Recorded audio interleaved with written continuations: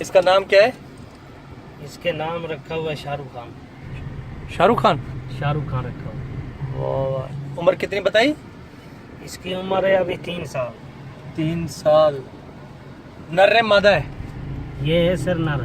नर। तो इसकी शादी वादी नहीं करवाओगे? नहीं नहीं, ये सारी उम्र ऐसे ही कमरा होगा? फुहारा नहीं होएगा। शाहरुख खान है तो कतरीना कैफ तो मिलनी चाहिए ना।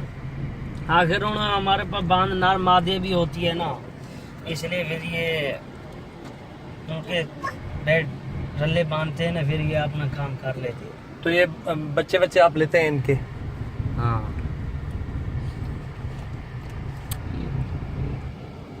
ये इसको सिखाया कैसे तुमने? सर ये ऐसे छोटा था? छोटा, बिल्कुल छोटा सा। पहले दूध पिलाते थे, दूध पिला पिला के, रोटी खिला खिला के फिर इसको सिखाया है। सिखा के फिर इसको हम देख लो आप। टोटल उम्र कितनी होती है इसकी? टोटल इसकी होती है 8 साल होती है उम्र। 8 साल। 8 साल के बाद खत्म।